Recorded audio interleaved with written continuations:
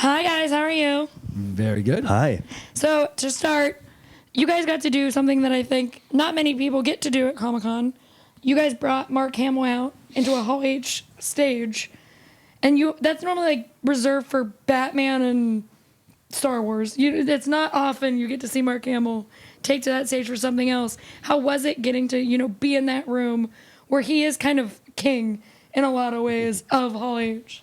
It was wonderful, and we also got to sit with him after it, and he was talking about stories about the Star Wars process of him being cast in the movie, the things I've never even heard before. It was pretty amazing. Yeah, it was incredible. My daughter was backstage and in a Wonder Woman outfit and got to take a picture on his lap. And no, it was really cool. It was my first time at Comic-Con, and for my first time, like my first day here, to be like in Hall H with Mark Hamill. It was very overwhelming and something I'll never forget. Well, you guys are here for something I'm very excited for because I love Stephen King. And I'm so excited that this year is like weird Stephen King adaptations.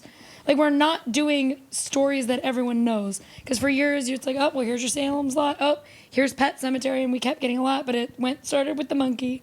Then we had Life of Chuck. Then we have The Long Walk. And then we have The Running Man. It's like, those are four things that we've never really kind of, well, The Running Man, but that's not real.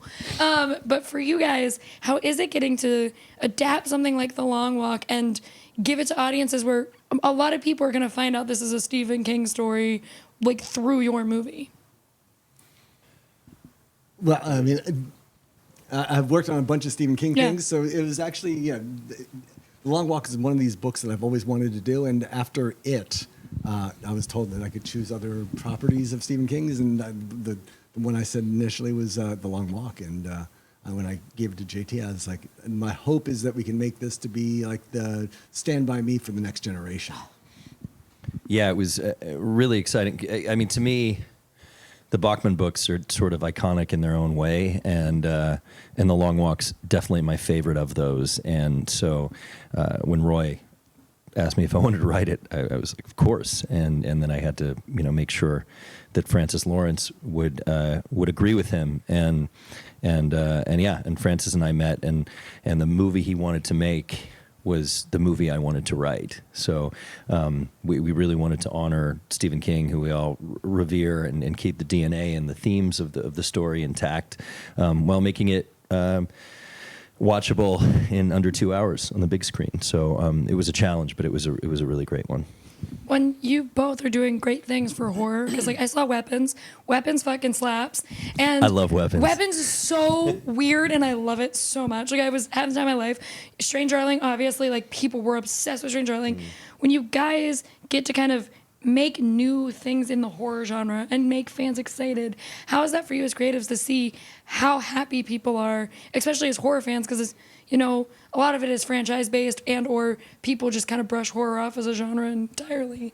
But you guys are kind of part of this new wave of horror appreciation. Well, that's the only thing I really want to make these days are horror movies that are different. So like starting with Barbarian or Companion, Strange Darling, Weapons, and Long Walk being a different type of Stephen King property. Yeah, I love that about Roy, because he's so associated with horror. But if you look at the movies he chooses and picks, they're definitely different, and different budget levels, different themes. There's always some boundary being pushed, and for me, even though I'm obsessed with horror, and I've been a horror fanatic since I was a kid, when I set up to write something original or adapt something, I try never to think in terms of genre. And if I'm just trying to tell an interesting story that impacts with emotion and impacts with something visceral, if I'm not thinking in terms of horror, I feel like the horror ends up being more present and in a unique way by the end. So like with The Long Walk, horror isn't in mind. With Strange Darling, horror wasn't really in mind, but I know the films are horrific, and there's horrific things happening. And so, yeah, it's a great space to play in because there's so much still to do, I think. When I have to ask a question, because I feel like if I don't ask it, everyone on the internet's going to make fun of me because I'm me. It is not like when you hear the question, you're going to be like, oh, that's so specific to you.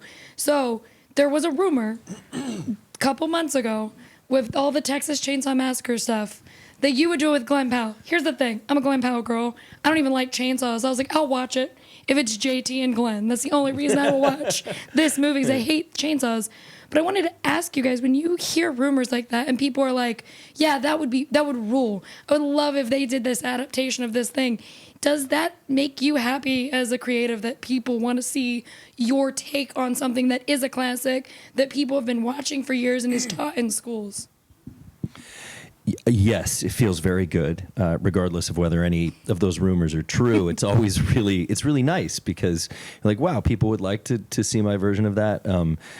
My company used to be called No Remake Pictures. It's now called Electric Lady, just in case keep my mind open. But I don't like the idea of remaking movies that I think are perfect. Mm-hmm. And I will say that I do think Texas Chainsaw Massacre is a perfect horror film. But yeah, Glenn is a tremendous actor and one of the, first like real movie stars to come along in a long time. And I was lucky enough, somebody exposed him to Strange Darling, and we got to take a meeting, and he was really excited about it, and I was excited about his work, and so I do know him, and I met him, and it was a really cool meeting, and I'd love to do something with him at some point. But those rumors about TCM were strange. I didn't know quite where they came from. Well, there is some validity to it, and we're still in discussions, but nothing that's concrete just yet. Yeah, I figured I'd just let Roy talk. You're like, Roy, what can I say? I'm being really careful. Great. Listen, as I said, I will not watch. I don't like chainsaws. Sound drives me crazy. I'm like, fuck, I gotta watch that movie. I would watch that one. Not anyone else's though. But for my last question, I want to ask you guys, it's so exciting when you get to share a project with the world after you've put all of the effort into making it and like done your part. What for you are you the most excited about for audiences to get to see with The Long Walk? The thing I love so much about The Long Walk is that it's my favorite thing when I go see a movie is to see kind of a swirling of beauty and grotesque. and The Long Walk is such a love story, such a story of friendship. It's got such heart, and it's also heartbreaking. And it's very intense, and it's very brutal, and it doesn't pull any punches. And so I'm sort of a maximalist filmmaker and writer, and this movie has that. It has all that. And Francis Lawrence wanted to do that. And so what I'm excited about, I know everybody knows it's going to be brutal and crazy and hard, but what I'm most excited about is for people to get to know these characters. And I remember reading the Dark Tower series, and by the time I got done with the Dark Tower series, I couldn't read another novel for like a year. And it wasn't because the ending was great and the series was scary, but it was because I loved the characters so much. I felt like they were friends of mine, and I'd lost my friends. And I really want people to feel that way after they see this film. And I think the cast, Francis did a brilliant job casting this movie because they're just tremendous. And there's such chemistry between all the boys, and so I hope that when people watch this movie, they miss hanging out with those boys by the time the movie's over. Yeah, I hope this movie affects the audience the same way I felt when I saw Stand By Me, and so like it's like it was like a classic movie for me, and I hope that this audience now it's their generation Stand By Me, as I said I wanted to try to do when we first started developing this movie. I'm so excited about this. When I Love saw that. the CinemaCon footage, I truly was like, oh, great, cool. Another Stephen King book I got to finish. I'm in, let's go. So thank you guys for talking with me. I cannot wait. Can I say one thing about that? Yeah, go ahead. I think the book, for people who haven't read the book, I think it's a great thing to read before you see the movie or after you see the movie. What we've really tried to do is, like I said, retain the DNA of the book, but also make it so people who've read the book and are familiar with it can be surprised and engaged. So I think there's something for everybody, and the book is only it's a companion, a great companion to the movie. It's not necessarily a spoiler. Yeah, when I Awesome. first got the script and I gave it to Stephen King's agent, and he had read it and just, we can't show this to Stephen because you've made too many changes to this. And I was like, just let Stephen read it. And when he read it, he loved it. And so it was the audience, the people who think they know the book backward and forward will be having some great surprises when they see it. Yeah. Well, I'm excited because I'll do the opposite then. I read The Running Man before. I'll wait and read this after I see The Long Walk and do the Just companion see it piece in of theaters. See The I Long can't Walk wait. in theaters. Well, thank you guys so much for talking with me. September it really 12th. means a lot. I cannot wait. And thank you guys. Thanks for having Thank us. you.